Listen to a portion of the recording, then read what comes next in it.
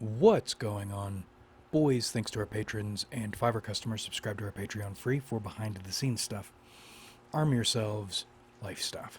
I think it was a couple days ago I found this song I like, and I was listening to it again earlier, and it reminded me of Hotline Miami.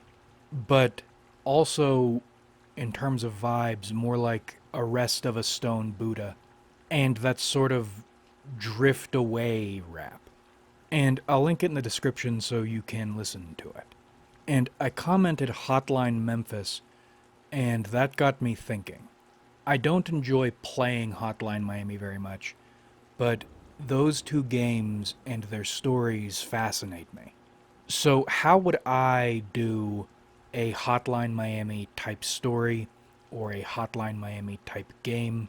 And then, of course, make it black, which is something I will continue to do until whatever is happening with this thought cabinet puzzle in my head, until something clicks. And this is the story we'll be thinking about today. And identity is a major theme of this game.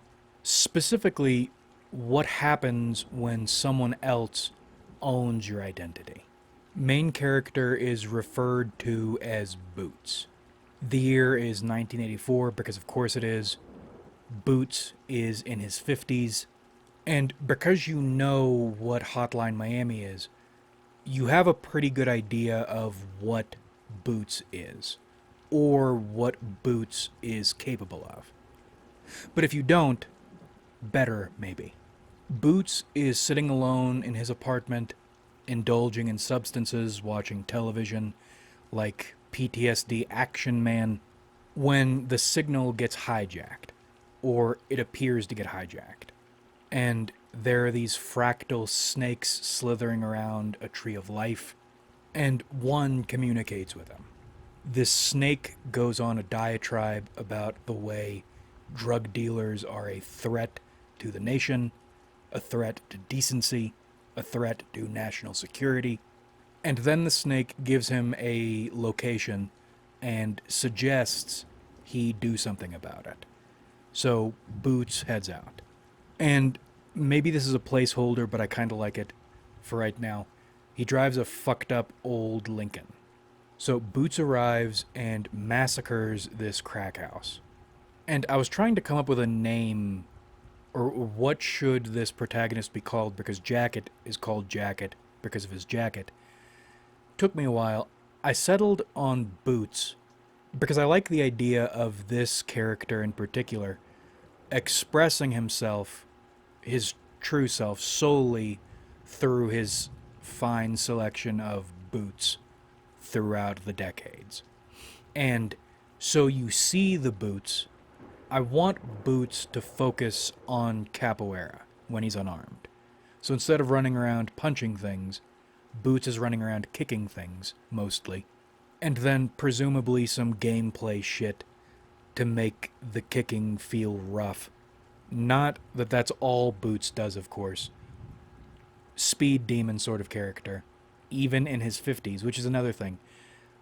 I mention this semi-regularly, but I always like bringing it up.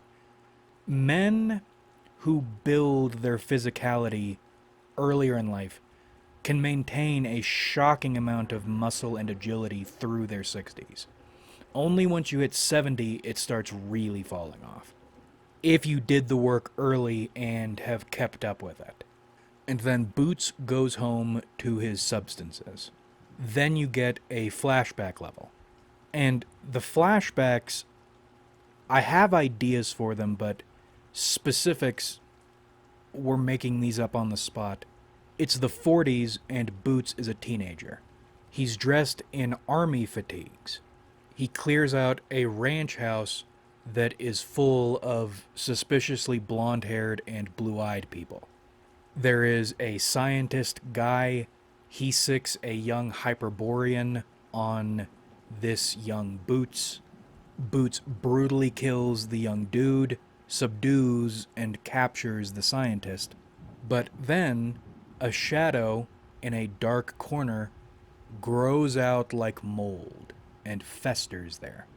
And this thing serves a few purposes.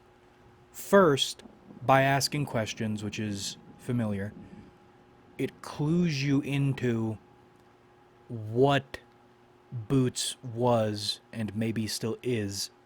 And it also gets you asking questions or reflecting on where you are in life.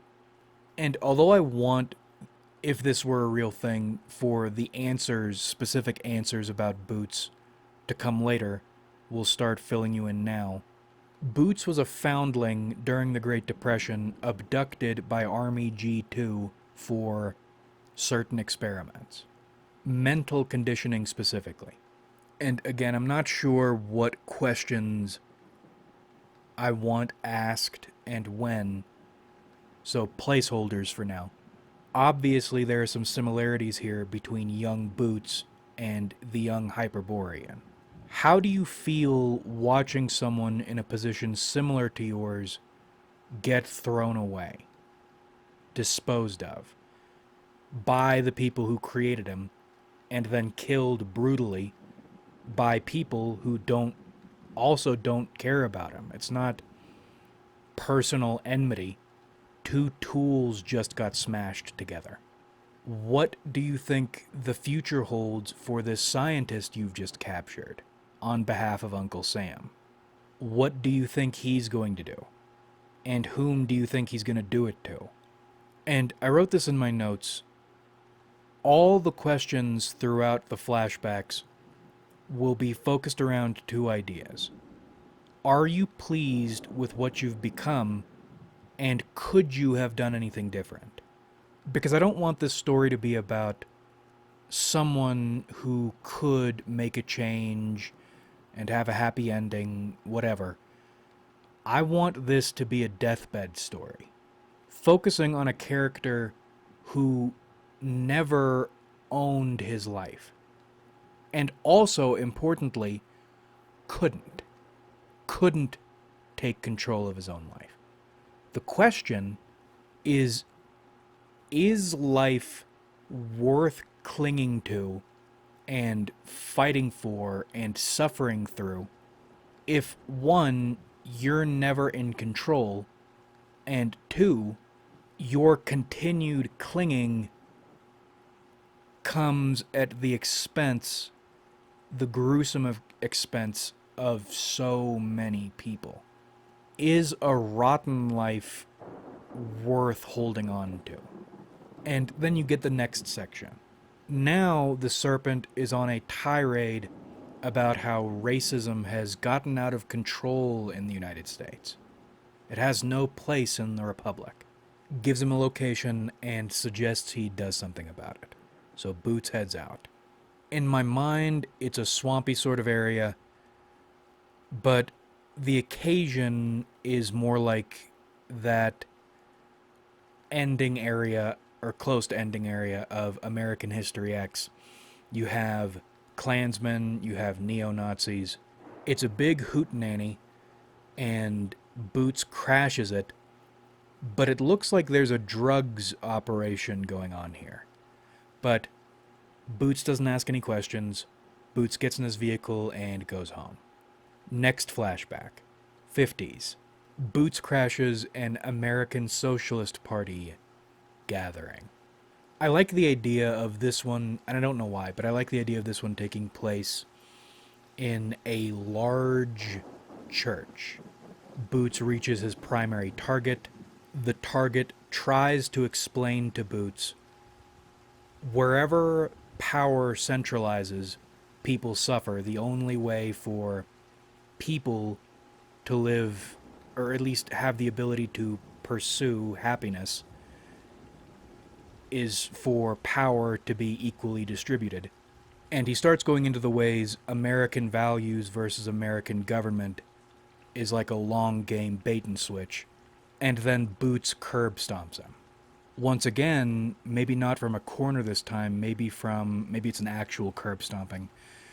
And the shadows grow out of the trees. Is it okay to take away other people's hope because you have none? can't have any. As talented as Boots is, why hasn't he tried to escape? At this point, Boots could probably overcome his programming, or at least the mental conditioning. Why doesn't he run? Because, and I don't know what to do with this. Right now, Boots has a kill switch. Not a literal kill switch, but something gets switched or flipped, and then Boots goes out like a hero. In other words, Boots doesn't own his own life, but also he can't. And is a life without hope worth clinging on to so hard, so violently, and so morally or emotionally or spiritually brutally?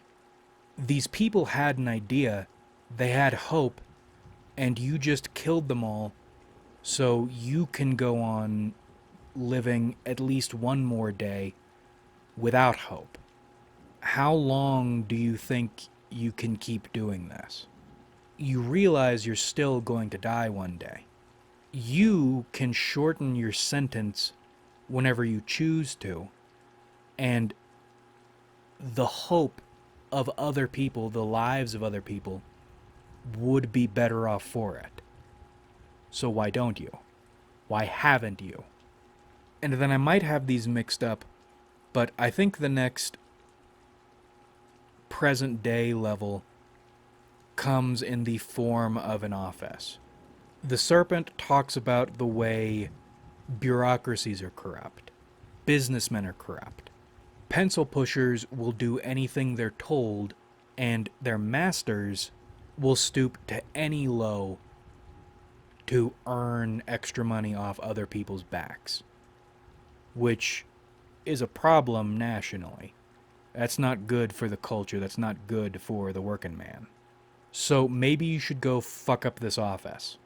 And Boots goes rampaging through this office building.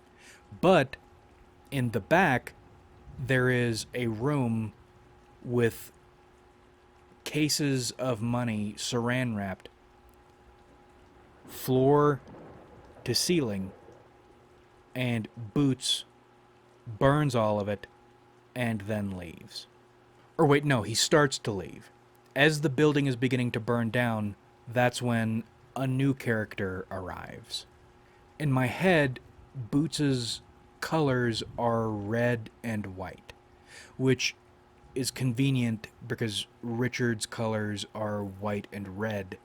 But anyway, this new guy who shows up, his colors are black and purple. And he's difficult to fight because you're trying to deal with him while also escaping this burning building. He knows where you are. As in Hotline Miami, you can use stealth to an extent, and I've always been fond of the whole combat stealth thing in which in games you engage people and then you go back into hiding and you're not out of a combat state, but you're using stealth a bit. You can't do that with this guy. He knows where you are at all times, and he has a gun. Specifically the Dirty Harry. And this dude moves very slowly, but again, he knows exactly where you are. His firearm maybe can penetrate through concealment or something like that. And you're not supposed to kill him, or maybe you can try to kill him, but if you hit him, all you do is knock him down, you don't kill him. But the goal is to escape, and you escape this dude, but his energy is bad. He's got shadow energy shit, like what Boots is dealing with in his flashbacks. And this dude is Detective Grimm, or maybe Special Agent Grimm. I'm not sure if I want him to be FBI, but he's a crime fighter. You don't know anything about him yet, and you probably won't for a while, but he's in his early 20s, very early 20s, famed, prodigious detective, has a mild psychic thing going on, as is typical in certain supernatural crime thrillers. But see, he is his identity. Very similarly to the way Boots... Well, Boots isn't his identity, Boots is his role. with Detective Grimm, his identity and role are rolled into one, but that's all Detective Grimm is. And in parallel with Boots, or as Boots does his shit, Grimm is doing Grimm's shit. Grimm is developing the on the record understanding of what Boots was. And he's getting really anxious because Grimm feels a sort of constrainment kinship with Boots. Except where Boots doesn't have a choice, Grimm has the potential to walk away, or to be more, or to build himself a life raft before he's discarded. Because, and another thing you're not supposed to know, I'm not sure how I want all of this information to roll out. Well, no. In the game, I don't want any of this. I want Boots' story to be vague-ish, as in you get an idea of what he is, and you figure out who he is, or what he is, or who and what he is, by thinking about the questions this darkness poses to him. And then, because Grimm in this story is sort of like Boots' biker. You unlock Grimm's story after beating Boots' story, and then you get more information about Boots as Grimm investigates, but it's still strictly the on-the-record shit. Anyway, the thing you're not supposed to know yet is what's happening is Boots got too old to operate as optimally as the CIA, because he was G2, then he became CIA, or was transferred to CIA. That's important. Wanted him to. So what did they do? Well, they're not just going to kill him, because that would be terrible, that would be evil. That would also be the rational thing to do. No, what do? They sell the mental keys to this out-of-date operative to a Nation of Islam splinter group that went really off the rails. So essentially they took this dude who his entire life, from basically the moment he was born until now in his 50s, he has never had a choice. His life has been void and misery and trauma. And instead of having the decency to put him down after they've fucked him out, basically, they sell him off to some nut jobs like a used car to Haitians. And Grimm is getting upset the more he learns about Boots, both because of what life did to this bastard, but also because Grimm doesn't really own his identity. Grimm is Grimm because he is this character. He is this success producer. But what happens if that stops? Either because he chooses not to anymore, or because he ages out of it like Boots did. Or what happens if he's pressured to go in a more corrupt route, which even at his tender young age is already beginning to happen. It's getting there. Grimm can see where this is going. Against all odds, Grimm wants to save Boots, and with him, himself. Or his future. His ability to hope. Or the ability to choose a different path, whatever it looks like. And Grimm is so pure and so painfully naive. Again, in game, you'd get the first campaign, and then you get the second campaign, and then you could play through them both and sit with them and think about them. But because this is a video, The idea is for everything to climax all at once so then I can just pull the plug and upload the video and be done. We'll do these in parallel. Grimm's sections involve investigating places Boots has been. But what's odd is there are always these people lurking around where Boots has been, and they're much more skilled than the combatants Boots faced when he went through. They're not as deadly as Boots, but they're a lot deadlier than some drug dealers and some rednecks and neo-Nazis and office workers. And Grimm plays differently from the way Boots does. As I said before, Boots is a speed demon, like a Tasmanian devil sort of combo machine, whereas Grimm, I like the idea of him playing very differently.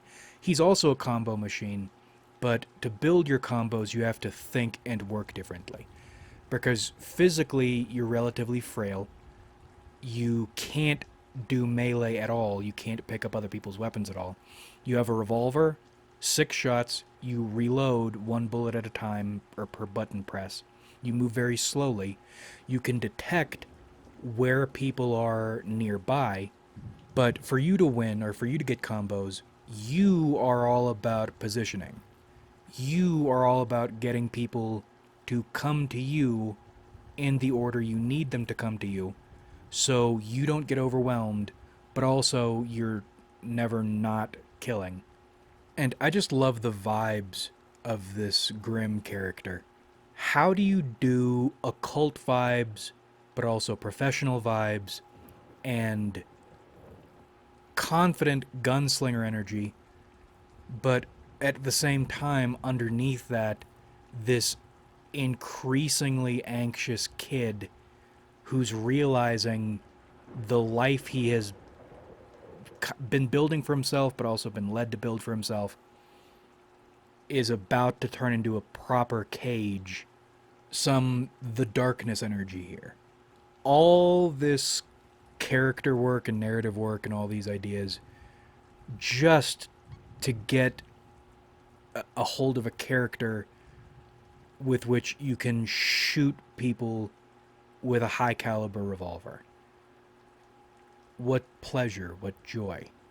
And these weird agents at these scenes are, of course, members of or mercenaries or people hired by this splinter group. And I'm in my head right now, I'm calling them splinters. I need to come up with a better name, but splinters probably needs to stay in there. That's a fun word, and it's, you know what they are just by what they're called.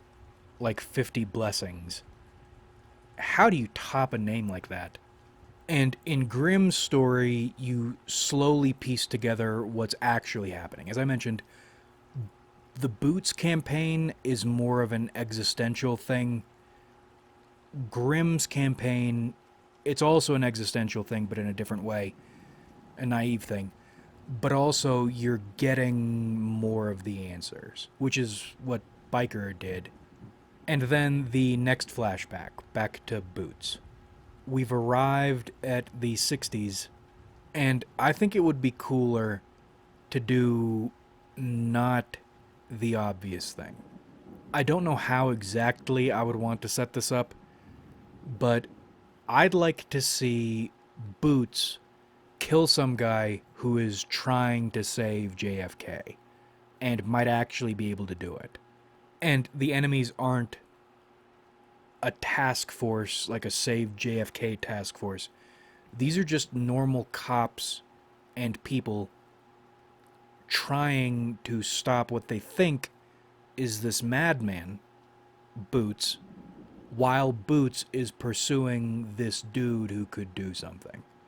And maybe you don't realize what's happening at first until you finally catch the guy and kill him, and then there's a sound, and then the car drives by. Not good. Or maybe have this take place a fair distance away, but close enough, and then the shadows come back. How much do good intentions mean? Does it matter if a person wants to help you but can't? What if they could help you if they sacrificed but chose not to? How much are you willing to sacrifice for another person? Originally, I had a civil rights thing in mind, but again, I'm making up these flashbacks as we go along here. I don't know. Well, it's tricky because the Kennedy route feels good. The civil rights route also feels good. But there's something in the Kennedy route I like. Even though these placeholder questions, I'll need to rethink all the... If I were to do something with this story, I would need to sit down and rethink all these questions. But still, the theme is your continued suffering, your hopeless suffering, worth the cost of all the horror and hopelessness you inflict on others? Because unlike other people, unlike people like Grimm, Boots has only two choices: to go on as he always has, or finally to die. And the fact you're playing this game at all, you've made it this far in the game, you have something of an answer. I like the idea of Boots wanting to die basically since he was a teenager, but he doesn't. He has the option to off himself, but he won't do it. He clings to this existence he has no control over or say in. Yet, the stakes keep going up and up over time, and he's forced to participate in more and more gruesome acts. And Boots hates himself for being a coward. Boots hates the people who put him in this position. Boots hates the fact he can't be helped out of this position. For Boots, there's only one way out, but he's too afraid to take it. Yet, as these years go on, as he does more and more shit, the weight of the hopelessness and the shame and the suffering become too much to bear. But he can't pull the trigger. And that's why Boots isn't resisting the fact these splinter people are doing this to him. He doesn't know exactly what's going on. He has a pretty good idea. Because what's the ugliest thing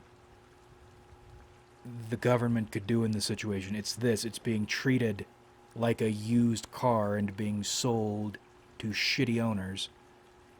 But Boots isn't resisting because hopefully, pray to God, he'll get killed in one of these encounters. He can't kill himself. He's too afraid to do that. But, and odds are good he won't die operating like this, but he's gambling. And he's hoping he'll lose suddenly and abruptly in action, so it'll be done and it'll happen while he's not thinking about it. There will be no way to pull out of it. It'll just be done. And I'll need to think of better ways to communicate that. Probably in the reworked questions, if we ever rework the questions. Because the shadows, the shadowy corners, they're the shadowy corners of Boots' mind. He's speaking to himself rhetorically. And then back to the real life or real-time missions. I think this is where the doc comes in. The Serpent is talking about how awful immigrants are for the nation. Because what do? They bring in criminals, they bring in drugs, they bring in these. They have curved swords. You should probably go down to this dock where illegal immigrants and drugs get smuggled in and do something about it. So Boots does. I think Hotline Miami 2 had a level like this, right? With the Colombians and the sun, if I'm not mistaken. Something of a callback. And by the way, we talk about how much time goes into making these videos. All I've done so far is recording. We're at 30 minutes. I've been at this for over 2 hours. A little over 2 hours, but still. Tiring. As Boots is going to get into his vehicle, the Lincoln explodes. Tactical dudes for that era swarm him, subdue him, capture him. Boots is taken to a dark corner to be interrogated, and that's when he meets the assemblyman. And this assemblyman, goes down the list of things Boots has done. And he's trying to get answers out of him about what he knew or who told him, what was involved, do you know how much you've destroyed? And all Boots can do in response is, if anything, maybe he says nothing, but I kind of like the idea of this being the only time Boots talks. He parrots what the Serpent was saying. And as Boots, you still have no real idea who's making you do all this stuff, but you get an idea of what their intentions are. Because during the interrogation, the assemblyman reveals to you, you have been dismantling his drug empire. Or more like Little Drug Kingdom. Anyway, there's all this substance infrastructure, logistics infrastructure in this city, and the assemblyman controls all of it. All the money, well, not all the money, but he's the main guy profiting. Once it becomes clear Boots isn't going to cooperate or can't cooperate, the assemblyman leaves and orders him killed. Boots, of course, breaks free, massacres the mercenaries. Detective Grimm shows up again. And I think the way I want it, at this point, Grimm knows most of what's going on. The reason he's shooting Boots is so Boots will be too incapacitated to take his own life if his switch gets flipped. But you don't know that. I also like the idea of Grimm yelling shit that you will 100% interpret the wrong way, but once you've played Grimm's sections and you know what he's about, you'll understand why he's yelling what he's yelling.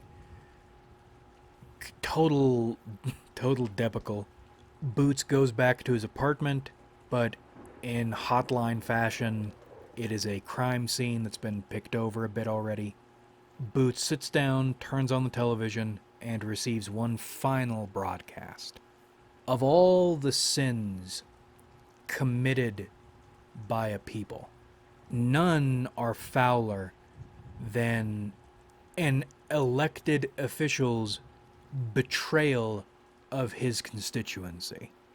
That's a betrayal that is too great to bear. That is a corruption of the DNA of a nation. But this happens every day because uninvested citizens, individuals with no civic responsibility, with no care for their fellow man, they allow this to go on. And there's an assemblyman in this city who is betraying his constituency on a massive scale. And punishment needs to be meted out. And maybe you should do something about that.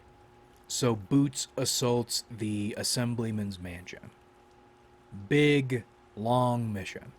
The assemblyman uses or attempts to bribe Boots for his life with every resource he can think of. But even if he gave all the things he's using to plead for his life with to Boots, Boots wouldn't be able to enjoy them like Barbosa, like ash in his mouth, because he'd kill himself immediately because he failed to carry out his mission. And something snaps, and Boots is already brutal. He really fucks this dude up. And that's when Detective Grimm arrives. By this point, Grimm knows almost exactly what's going on. The Splinter Group was undoing the Assemblyman's drug kingdom so they could build their own drug kingdom. There wasn't even any grand ideological goal here. That's the painful thing. These are mooks, these are goofballs Boots got his soul sold to. Clever methods, ambitious, big risk, but it paid off, but ultimately meaningless. You did all this just so you could sell drugs and accumulate power. On a small scale, that's it? That's what you did? And that's when Grimm reveals clearly he is trying to help. He hates that Boots has been used so thoroughly like this.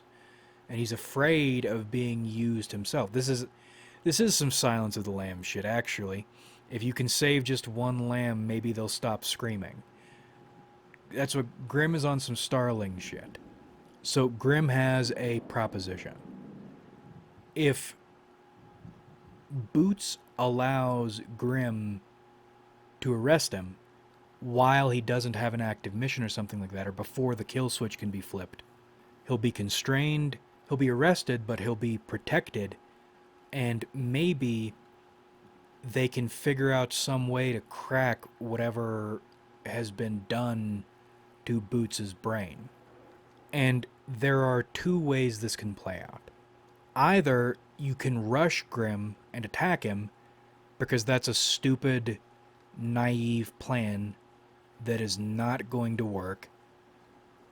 He's in his 50s. He's been doing this his entire life. Do you think his brain can be fixed? Do you think constraints will keep him? He was constrained earlier. Do you think new constraints are going to keep him held long enough for this fantasy treatment to happen before he kills himself? Or do you think he would be now, after all this shit he's done, now, even in prison, he would be safe, left to live out his life? There's no way. There's not a light at the end of the tunnel. However dim the illusion might be, it's so hopeless there's not even false hope there. And Boots mortally wounds Grimm, but Grimm manages to shoot Boots, wound him mortally too, and then they die. Or Boots can stand completely still, and Grimm will slowly approach, and as he goes to cuff Boots, the kill switch gets flipped, and Boots grabs the gun, kills Grimm, and then himself. The Hotline Miami games, or the Hotline Miami series, didn't have a happy ending. And for these sorts of stories, I think it's important not to have a happy ending. Because so many stories, so many pieces of media these days, people will pull these saccharine, shitty little happy endings out of their asses. And I hate those most, not only because they're lazy and lowest common denominator shit, but also because everything you went through, or every question that could have been asked, it all means nothing now. And it's also false.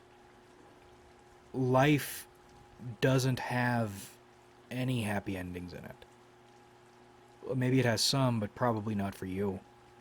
Boots' death is a tragedy, but Grimm's death is the real tragedy. And it wouldn't have happened if you wouldn't have allowed it to get this far. I need to sit with this ending and think, but I like these two endings. And I think we will cut it here. Maybe one day we will revisit this idea and flesh parts out, but as a core, this works. Like if you enjoyed, subscribe if you haven't.